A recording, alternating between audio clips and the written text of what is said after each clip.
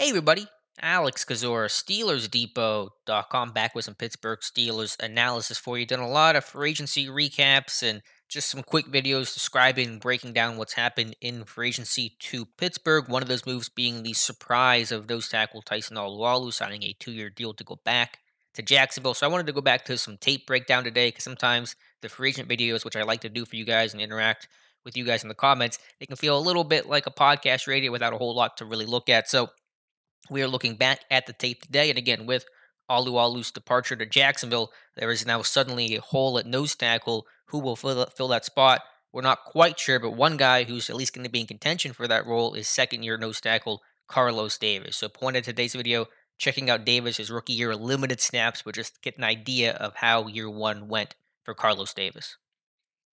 Davis played just under 60 snaps in year one and didn't get his first snap until this one actually in week 9 versus Dallas. So not a ton to go off here, but there were some positives that we're going to look at today and a couple of negatives as well. But first NFL snap, head up on the center here versus Dallas. They're going to run this zone scheme to the left, and Davis does a good job to flow down the line, get vision, get eyes on the football while maintaining his gap, and then be able to work off the block and make the tackle. Now, granted, the back Zeke kind of cuts into him a little bit. It's not like he has to, cross the face of the center here, but overall, a nice job to, flow down the line, not get moved on this double team by the right guard. That's Zach Martin.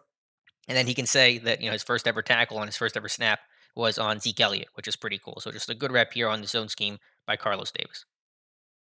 You guys know I've discussed it so many times before on the podcast. If you're going to be defensive lineman in Pittsburgh and play next to Cam Hayward, Stephon Tuitt, you better chase, you better run to the football. And you see that here from Carlos Davis. Honestly, he reminds me of Javon Hargrave, just in kind of the body type and the way he runs, a little top heavy kind of dude. But just on this quick screen here that they're going to throw here to the left, that is what Garrett Gilbert, I think, playing quarterback that day for the Cowboys. And does a good job here. As soon as that ball gets out, we're going to chase. We're going to go ahead and tack the football. Haywood does a great job here on this play to turn that one back into Davis, but Davis makes a tackle for a 4-yard loss.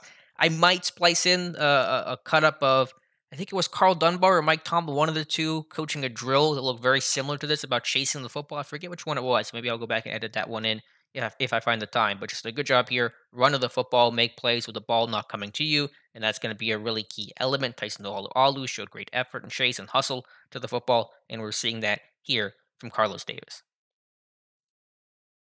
Really strong rep here, week 10 against the Bengals. Here's Carlos Davis lined up as the 3 tech to the shade of the left guard, and he does a great job here. He's going to slant down and secure this gap in the A gap and spill this run wide. So let me go ahead and run this thing through for you guys. On the snap, he's going to shoot down a gap across the face of the left guard. He's going to force the running back to bounce the run, and then he chases the football, defeats the block, and make the tackle. So he's kind of doing it all on this play, but just a nice burst here initially out of this 4-point stance, both hands down, going to cross the face of the left guard. He's going to rip through that block. Nice job there with the outside hand, the right hand to rip through that block. That's going to force the running back wide now that he has his gap right here. That is the backside A gap, and then he's going to force it to his help. Nice job by the edge defender. I think that's Ola on this play, and then Davis chasing behind and cleaning it up for just a 2-yard gain. Really strong play here in run defense by Carlos Davis, showing technique, burst, hand use, and finish.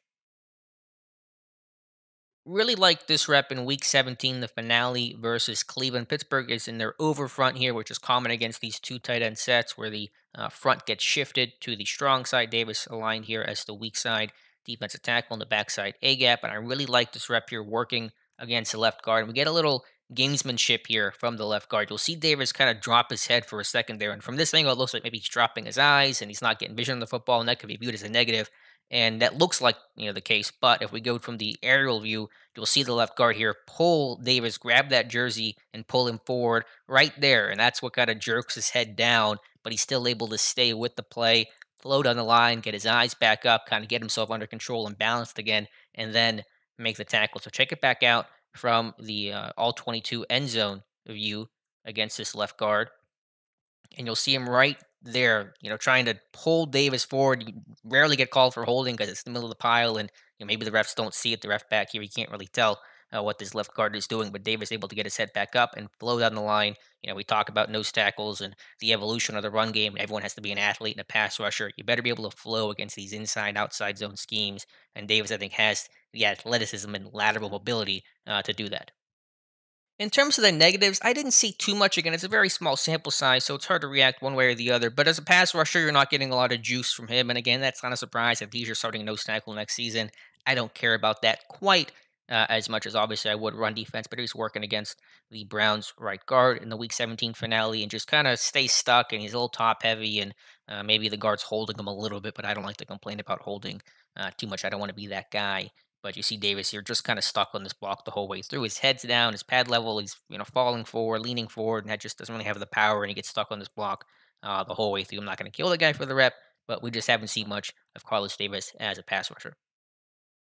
Same story, week 11 versus Jacksonville. Here is Davis lined up between left tackle and left guard. Ends up working against the center on this play. And again, it's a little nitpicky. I'm trying to find some negatives, some things for him to work on, but he just kind of stuck on this block the whole way through. Now, of course, there are things about, lane integrity. You don't want to, let the quarterback have a scramble pocket or something like that to run towards. So again, this isn't, some sort of, oh my goodness, this guy really is struggling here, negative or something I'm overly concerned about, but he is stuck on this block the whole way.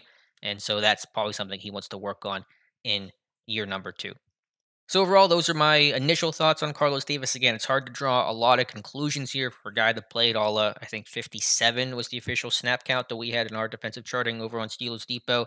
But I did see some athleticism in a game that's relatively refined for a seventh round rookie that missed the whole offseason program and training camp and things like that. So he should battle Isaiah Buggs. I would expect internally for the nose tackle spot. They could potentially draft somebody. I think a low level free agent makes more sense, but it's probably a little bit more likely to happen. I don't even know who that could be. A Christian Covington is a guy that I mentioned, bringing back Steve McClendon potentially, but I do think they'll let Davis and Bugs, two young guys, battle things out. So those are my thoughts on Carlos Davis, the state of the nose tackle position.